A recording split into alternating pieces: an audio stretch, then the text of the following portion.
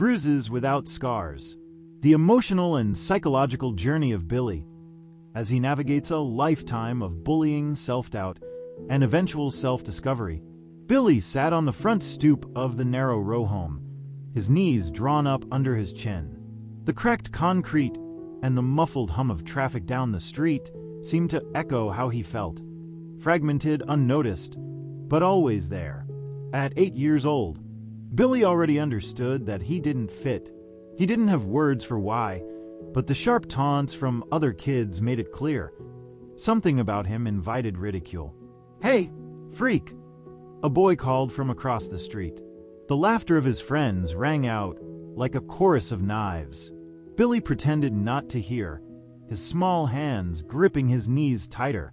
Inside the house, his older sister Susan was yelling about something, probably another fight with their parents. Susan was loud, defiant, and full of life, everything Billy wasn't. Their parents had little patience for Susan's outbursts, but at least she was seen. Billy's quietness made him invisible. At school, things were worse. Billy hated recess. It was a battleground where he couldn't hide. He was an easy target, small, shy, and reluctant to fight back. The teachers rarely noticed the shoves, the stolen lunch, the whispers that spread like fire.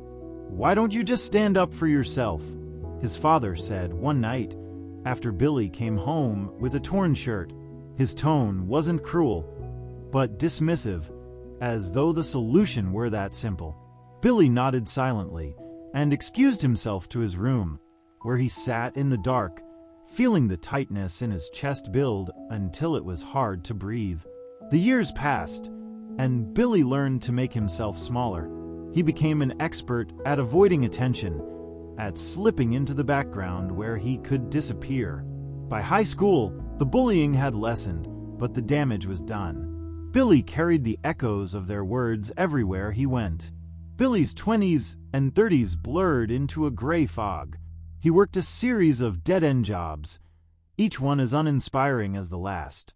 He lived alone in a cramped apartment, the sounds of the city muffling his thoughts. He had no close friends, only acquaintances who drifted in and out of his life like passing clouds. Inside, Billy's inner torment never ceased. A constant refrain of self-doubt and despair played on repeat. But there was something else, too, something deeper, buried beneath years of shame and fear. Billy often thought back to childhood, to the nights he'd stare at the ceiling and imagine a life where he didn't have to pretend. He remembered trying on Susan's clothes once, locking himself in the bathroom with trembling hands, feeling a strange mix of joy and terror. It wasn't until his 50s that Billy began to understand. A late-night internet search led him to stories of people who felt the same way, people who had lived their lives trapped in identities that didn't fit. For the first time, Billy had a name for what he'd always felt. He was transgender.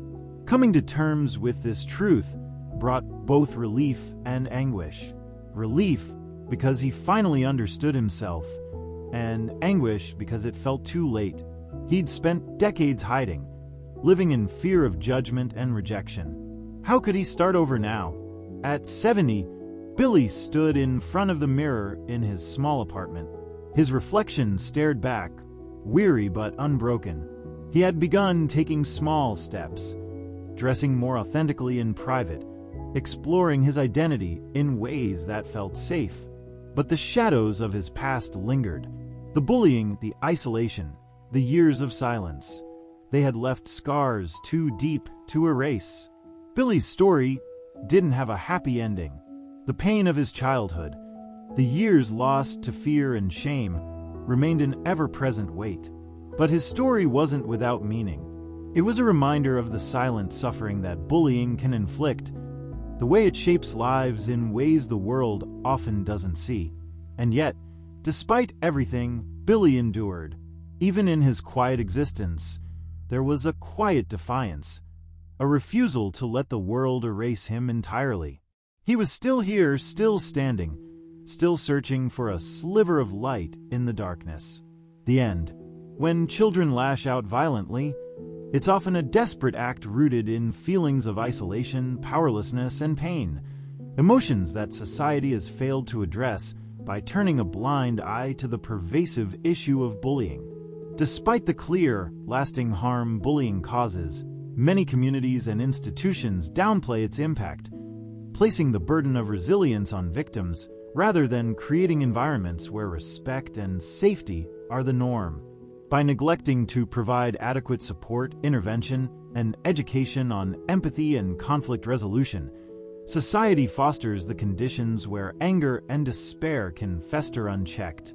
In this neglect, it becomes complicit, ignoring the warning signs until it's too late and leaving us to grapple with tragedies that might have been prevented with compassion and attention to the voices of those who feel unseen.